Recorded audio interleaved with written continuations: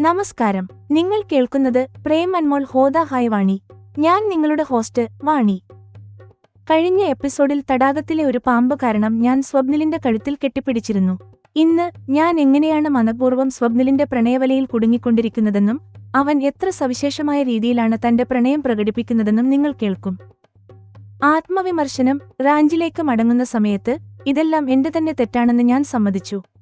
ഞാനാണ് സമ്മതം നൽകിയത്. ഇപ്പോൾ എനിക്ക് മറ്റു വഴികളില്ല. ഞാൻ വീണ്ടും മനഃപൂർവ്വം സ്വപ്നിലിനോട് ഒരേ കുതിരപ്പുറത്തിരിക്കാൻ പറഞ്ഞു. കാരണം എന്റെ ഹൃദയവും മസ്തിഷ്കവും തമ്മിൽ യോജിപ്പില്ലായ്മ നടക്കുകയാണ്. മസ്തിഷ്കത്തിന്റെ എതിർപ്പ്. എന്റെ മസ്തിഷ്കം പറയുന്നു, സ്വപ്നിലിനോടുള്ള അടുപ്പം വർദ്ധിപ്പിക്കുന്നത് നാളെ എനിക്ക് തന്നെ വേദനയാകും. കാരണം എനിക്ക് ഇന്ത്യയിലേക്ക് മടങ്ങേണ്ടതുണ്ട്. കുതിരകളുടെ സേവനം. വിശ്രമത്തിനു ശേഷം സ്വപ്നിൽ എന്നെ അശ്വശാലയിലേക്ക് കൊണ്ടുപോയി. കുതിരകളെ കുളിപ്പിക്കാനും എണ്ണ തേക്കാനും അവയെ പരിചരിക്കാനും ഞാൻ സഹായിച്ചു. മിണ്ടാപ്രാണികളെ സേവിക്കുന്നതിൽ നിന്ന് എനിക്ക് അഭൂതപൂർവമായ ആനന്ദം ലഭിച്ചു. ഗിറ്റാറും രഹസ്യപ്രണയവും. രാത്രി ക്യാമ്പ് ഫയറിനടുത്ത് സ്വപ്നിൽ ഗിറ്റാറിൽ ഒരു ഹിന്ദി പാട്ട് പാടി. നാ കജ്രേ കി ദാർ, നാ മോദിയോം കെ ഹാർ, നാ കോയി കിയ സിംഗാർ, ഫിർ ബി കിൽനി സുന്ദർ ഹോ. വികാരങ്ങളുടെ തരംഗം. അവൻ ഈ പാട്ട് എനിക്കായി തിരഞ്ഞെടുത്തതാണെന്ന് എനിക്ക് തോന്നി. ആദ്യം അവന്റെ സ്പർശനം ശരീരത്തിൽ തരംഗങ്ങൾ സൃഷ്ടിച്ചു. ഇപ്പോൾ ഈ പാട്ട് എന്റെ മനസ്സിലും ഹൃദയത്തിലും തരംഗങ്ങൾ സൃഷ്ടിച്ചിരിക്കുന്നു.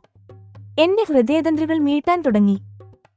മോഹറയിലെ രഹസ്യം. ഈ പാട്ട് താൻ വർഷങ്ങൾക്ക് മുമ്പ് മോഹറ എന്ന സിനിമയിൽ കേട്ടതാണെന്നും അത് തനിക്ക് മനപാഠമാണെന്നും സ്വപ്നിൽ പറഞ്ഞു. ഇതെല്ലാം നമ്മുടെ വിധി തന്നെയാണെന്ന് എനിക്ക് പെട്ടെന്ന് തോന്നി.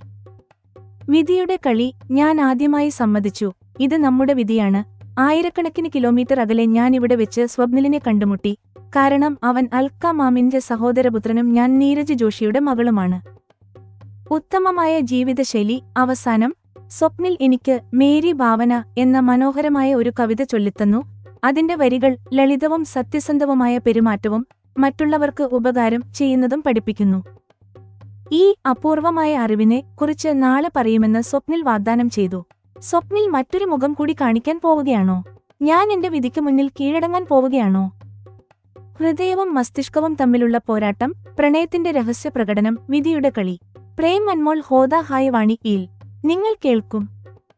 എപ്പിസോഡ് 44. ഹൃദയത്തിന്റെ ആനന്ദം, മസ്തിഷ്കത്തിന്റെ പോരാട്ടം, മോഹറയിലെ രഹസ്യ പ്രണയം. ഇതെല്ലാം ഞാൻ വേണ്ട എന്ന് വെച്ചിരുന്നെങ്കിൽ ഒഴിവാക്കാമായിരുന്നു.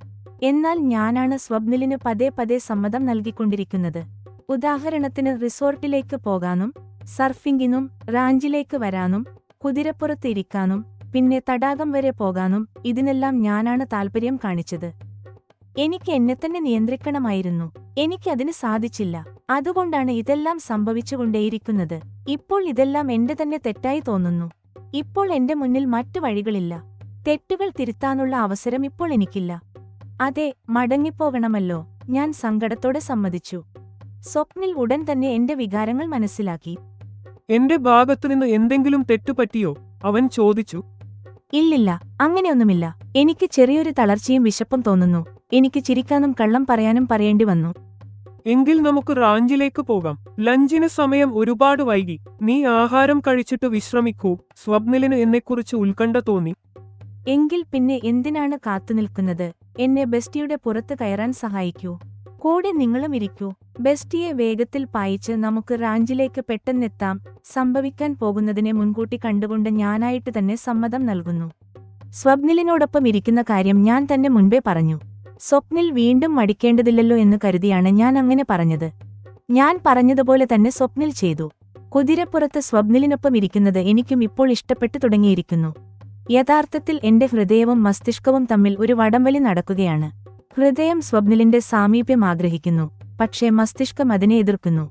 മസ്തിഷ്കം പറയുന്നു, ഒരു മാസത്തിനുള്ളിൽ എനിക്ക് ഇന്ത്യയിലേക്ക് മടങ്ങണം. അപ്പോൾ അവനിൽ നിന്ന് അകലേണ്ടി വരും. ഇന്ന് വർദ്ധിക്കുന്ന ഈ അടുപ്പം നാളെ എനിക്ക് വേദനയാകും.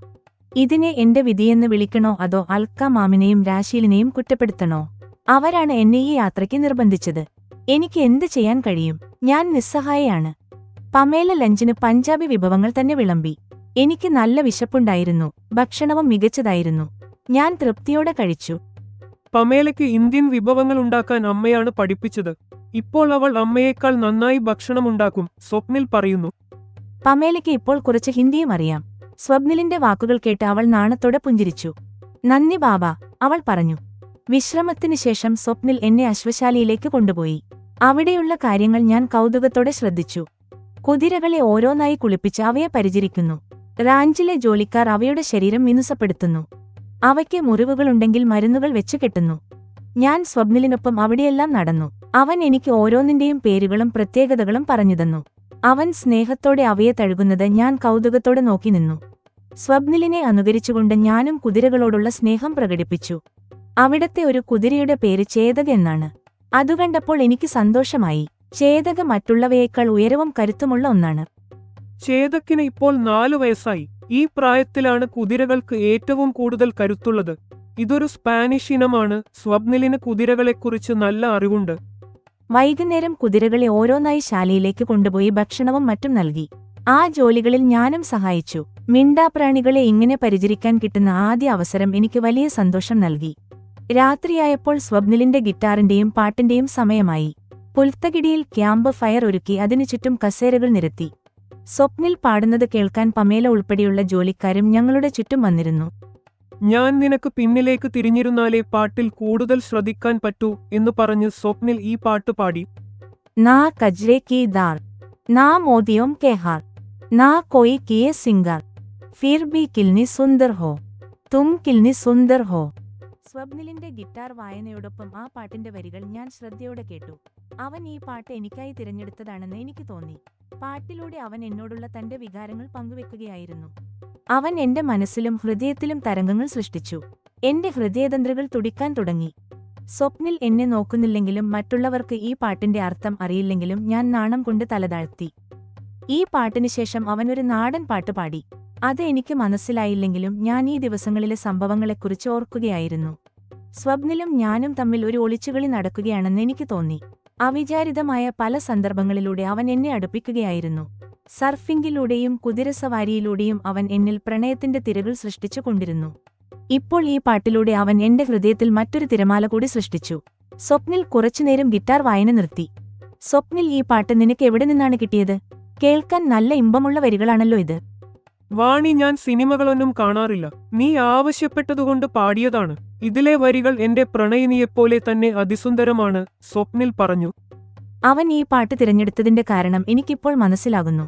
അവൻ പരോക്ഷമായി എന്നെ പുകഴ്ത്തുകയായിരുന്നു. നാണം മറക്കാൻ ഞാൻ തല താഴ്ത്തിയിരുന്നു. കുട്ടിക്കാലത്ത് ഞാൻ ഇന്ത്യയിൽ പോകുമായിരുന്നു. അപ്പോൾ അമ്മായിയോടൊപ്പം കണ്ട ഒരു സിനിമയിലെ പാട്ടാണിത്. ഗിറ്റാർ പഠിച്ചപ്പോൾ ഞാൻ ഇത് പരിശീലിച്ചു. എനിക്ക് മനപാഠമായി അറിയുന്ന ഏക പാട്ട് ഇതാണ്. എനിക്ക് മനസ്സിലായി, ഞങ്ങളുടെ ഇടയിൽ നടക്കുന്നത് ഒരു ഒളിച്ചുകളിയല്ല. വിധി ഞങ്ങൾക്കായി നിശ്ചയിച്ച കാര്യങ്ങളാണിത്. ആയിരക്കണക്കിന് മൈലുകൾക്ക് അപ്പുറം വെച്ച് ഞങ്ങൾ കണ്ടുമുട്ടിയത് ഒരു നിമിത്തമാണ്. ഞാൻ ഇപ്പോൾ വിധിയുടെ ശക്തിയിൽ വിശ്വസിച്ചു തുടങ്ങിയിരിക്കുന്നു. അതിനുശേഷം ജോലിക്കാർക്കായി അവൻ ചില നാടൻ പാട്ടുകൾ കൂടി പാടി. എനിക്ക് അതിൽ താൽപ്പര്യമില്ലെന്ന് കണ്ട് അവൻ പറഞ്ഞു, ഞാൻ നിനക്കായി മറ്റൊരു കവിത ചൊല്ലിത്തരാം. ഇതിന് ഗിറ്റാറിന്റെ അകമ്പടിയില്ല. ഇതിന്റെ പേര് മേരി ഭാവന എന്നാണ്. ഒരു ജീവിയെയും ഉപദ്രവിക്കില്ല, കള്ളം ഒരിക്കലും പറയില്ല, അന്യന്റെ ധനത്തിലോ പങ്കാളിയിലോ മോഹം വയ്ക്കില്ല, സംതൃപ്തിയാകുന്ന അമൃത് നുകരും, അഹങ്കാരമില്ലാതെ, ആരോടും പരിഭവമില്ലാതെ, മറ്റുള്ളവരുടെ ഉയർച്ചയിൽ അസൂയപ്പെടാതെ. എന്റെ ചിന്തകൾ എപ്പോഴും ലളിതവും സത്യസന്ധവുമായിരിക്കും. ഈ ജീവിതത്തിൽ കഴിയുന്നത്ര മറ്റുള്ളവർക്ക് ഉപകാരം ചെയ്യും. ആ കവിതയിലെ വരികൾ എന്റെ ഹൃദയത്തെ സ്പർശിച്ചു. ഉന്നതമായ ഒരു ജീവിതശൈലിയെയാണ് അത് ഓർമ്മിപ്പിക്കുന്നത്. അവൻ അത് നിർത്തിയപ്പോൾ ഞാൻ ചോദിച്ചു, ഇങ്ങനെയുള്ള അറിവുകൾ നിനക്ക് എവിടെ നിന്നാണ് ലഭിക്കുന്നത്? ഇതിനെക്കുറിച്ച് നമുക്ക് നാളെ സംസാരിക്കാം. നാളെ നമുക്ക് ധാരാളം സമയമുണ്ടാകും, സ്വപ്നിൽ പറഞ്ഞു. എനിക്ക് മനസ്സിലായി. നാളെ സ്വപ്നിലിന്റെ മറ്റൊരു രൂപം കൂടി ഞാൻ കാണാൻ പോവുകയാണ്. ജെമിനിയുടെ വിലയിരുത്തലുകൾ. പ്രിയപ്പെട്ട ശ്രോതാക്കളെ, എപ്പിസോഡ് 44-ൽ വാണി തന്റെ നിസ്സഹായാവസ്ഥ അംഗീകരിക്കുകയാണ്. ഇത് ഹൃദയവും മസ്തിഷ്കവും തമ്മിലുള്ള പോരാട്ടമാണ്. എപ്പിസോഡ് 44-ന്റെ പ്രത്യേകതകൾ. വിധിയുടെ കളി സിനിമയിലെ പാട്ടും മേരി ഭാവന എന്ന കവിതയും വാണിയെ വിധിയുടെ ശക്തിയെക്കുറിച്ച് ചിന്തിപ്പിക്കുന്നു. വൈകാരിക ബന്ധം. സ്വപ്നിൽ വാണിക്കായി പാട്ട് പാടുന്നത് അവരുടെ ബന്ധം കൂടുതൽ ദൃഢമാക്കുന്നു. പുതിയ തലങ്ങൾ. അശ്വശാലയിലെ സമയവും സ്വപ്നിലിന്റെ കവിതയും അവന്റെ വ്യക്തിത്വത്തിന്റെ പുതിയ വശങ്ങൾ വെളിപ്പെടുത്തുന്നു. എപ്പിസോഡ് 44 അവസാനിച്ചു.